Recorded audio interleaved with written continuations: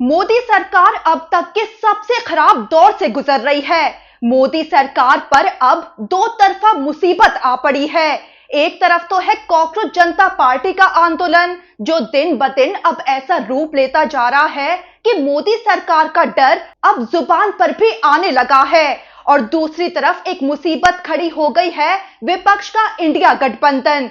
जी हां, आम आदमी पार्टी और एमके स्टालिन की पार्टी डीएमके, जो इंडिया गठबंधन से दूरी बना चुके थे, वो अब फिर इंडिया गठबंधन के साथ आकर मोदी सरकार के खिलाफ बड़ा तूफान खड़ा कर रहे हैं। अब क्या बड़ा कदम उठाया गया है इंडिया गठबंधन की तरफ से, वो आपको आगे बताएंगे। इसके साथ ही ये भी बताएंगे कि कॉकरोच जनता पार्टी के आंदोलन से क्या ऐसी खबरें सामने आ रही हैं जिसके बाद बौखलाहट में बीजेपी बड़ी गलतियां करती जा रही है। एक तरह से ये समझ लीजिए कि अब एक तरफ है विपक्ष और दूसरी तरफ है देश के युवाओं का आंदोलन।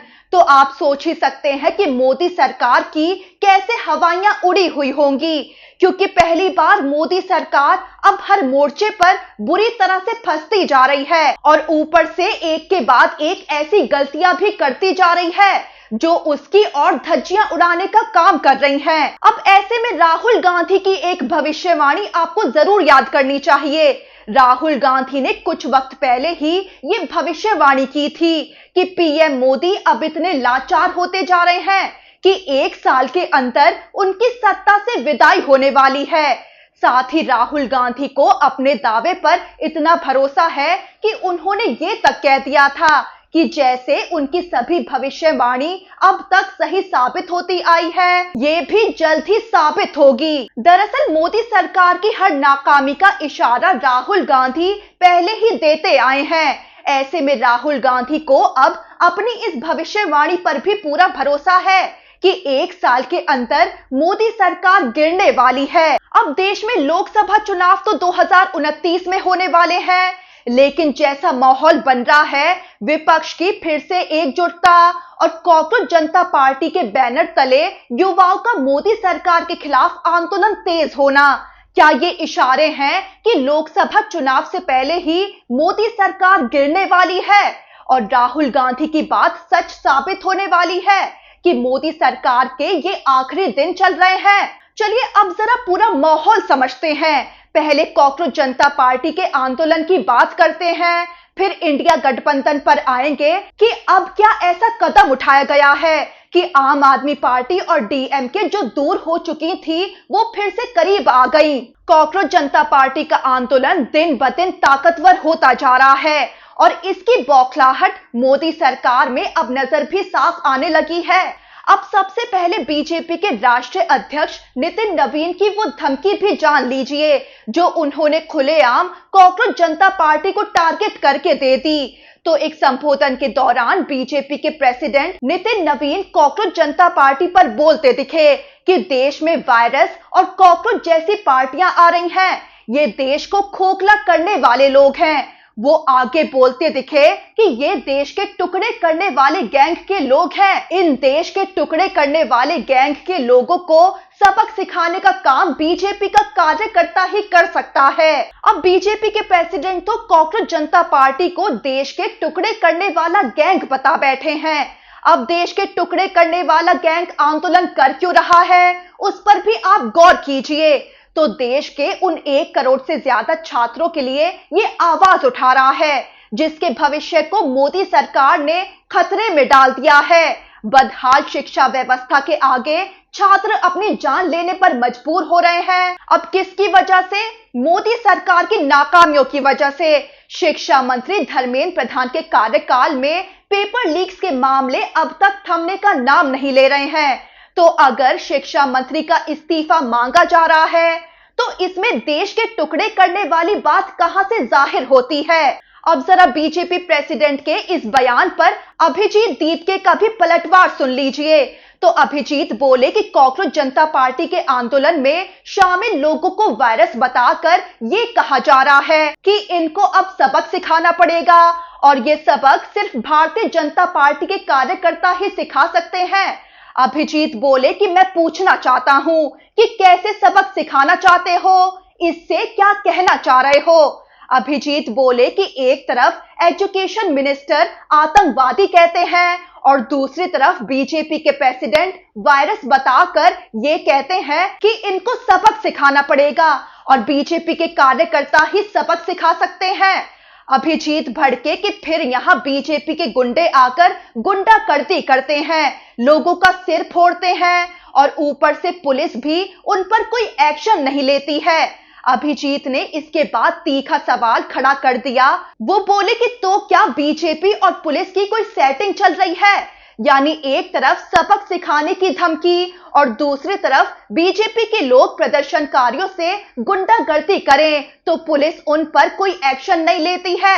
अभिजीत ने सवाल खड़ा कर दिया है कि क्या ये सब एक प्लानिंग के तहत हो रहा है? वहीं अभिजीत दीपके ने नितिन नवीन को बड़ा जवाब भी दे डाला है। वो बोले कि वायरस हम लोग नहीं है, ये बीजेपी नाम का वायरस है जो इस देश पर लगा हुआ है और धर्मेंद्र प्रधान नाम का वायरस है जो एजुकेशन सिस्टम पर लगा हुआ है। अभिजीत तो ये बोल पड़े कि हम इन वायरस की वैक्सीन है।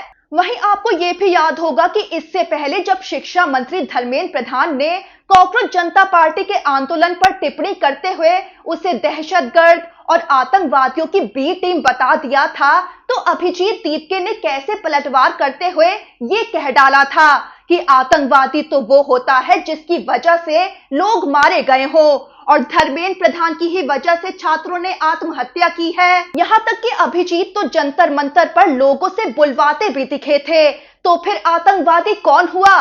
तो लोगों के हुजूम से एक ही नाम गूंज उठा था, धर्मेंद्र प्रधान। वहीं अब बीजेपी के इन बयानों से तो साफ जाहिर होता है कि कॉकरोच जनता पार्टी के आंदोलन को लेकर ये मोदी सरकार का डर ही है जो अब जुबान पर झलकने लगा है। यहाँ तक कि एक खबर ये भी है कि जब किसानों ने जंतर मंतर आने का ऐलान किया था तब से 48 घंटों से ऊपर हो गए हैं और किसान नेता, छात्र नेता हाउस अरेस्ट में हैं। अभिजीत दीपके ने जानकारी दी कि जंतर मंतर ना पहुंचने दिया जाए, इसके लिए पुलिस किसान नेताओं और छात्र नेताओं के घर पहुंच गई और अभी तक उन्हें हाउस अरेस्ट किया हुआ है। अब आपको ये भी बताते हैं कि वरिष्ठ वकील प्रशांत भूषण भी कॉकरोच जनता पार्टी के आंदोलन में पहुंच गए थे, जहां उन्होंने मोदी सरकार पर बहुत बड़ा हमला बोल दिया। मोदी सरकार पर प्रशांत भूषण बोलते दिखे कि ये लोग इतने भ्रष्ट हो चुके हैं, अब तो इतने ढीठ हो चुके हैं, इन्हें लगता है कि चुनाव आयोग, न्यायपालिका हमारे कब्जे में है तो कोई हमारा क्या ही बिगाड़ लेगा। प्रशांत भूषण बोले कि अब इनकी मानसिकता इस तरह की हो गई है कि ये छाती ठोक कर कहते हैं कि हाँ हम भ्रष्ट हैं, हमने ये किया है, अब क्या कर लोगे। बदहाल शिक्षा व्यवस्था पर बोलते हुए प्रशांत भूषण का कहना है कि सरकार इस तरह का एजुकेशन सिस्टम बना रही है जहां युवाओं में क्रिटिकल थिंकिंग खत्म करके उन्हें सिर्फ अंधभक्त बनाना चाहती है जो बस मोदी मोदी करते रहें। प्रशांत भूषण ने कहा कि आज देश में सिर्फ शिक्षा का ही नहीं, लोकतंत्र का पतन हो रहा है। सारी संस्थाओं पर सरकार का कब्जा हो गया है और सभी संस्थाओं को अपने राजनीतिक फायदे के लिए इस्तेमाल करके देश का और खासकर युवाओं का बेइंतहा नुकसान किया जा रहा है। वहीं आपको बता दें कि भूख हड़ताल पर बैठे सोनम वांगचुक की हालत अब बिगड़ रही है। आज उनकी भूख हड़ताल का चौथा दिन है। ऐसे में डॉक्टर्स ने चेक किया तो उनके शुगर लेवल में गिरावट आ रही है। ऐसे में कॉकरोच जनता पार्टी के प्रवक्ता आशुतोष रंका ने तो ये साफ कह दिया है कि अगर सोनम वांगचुक को कुछ भी होता है तो धर्मेंद्र प्रधान इसके सीधे जिम्मेदार होंगे। वहीं आपको ये भी बता दें कि सिर्फ सोनम वांगचुक ही नहीं, कई और लोग भूख हड़ताल पर बैठे हैं। इनमें से एक शख्स जिसका नाम इनेश कुमार है, उनकी भूख हड़ताल को तो 1 हफ्ता हो गया। ऐसे में देर रात उनकी हालत भी काफी गंभीर हो गई, जिसके बाद उन्हें फौरन अस्पताल ले जाया गया। अब इन सब की सिर्फ एक मांग है कि शिक्षा मंत्री धर्मेंद्र प्रधान अपनी जिम्मेदारी नहीं संभाल पा रहे हैं तो उनका फौरन इस्तीफा होना चाहिए। अब यहाँ आपको सोनम वांगचुक का एक तीखा बयान भी जरूर जानना चाहिए।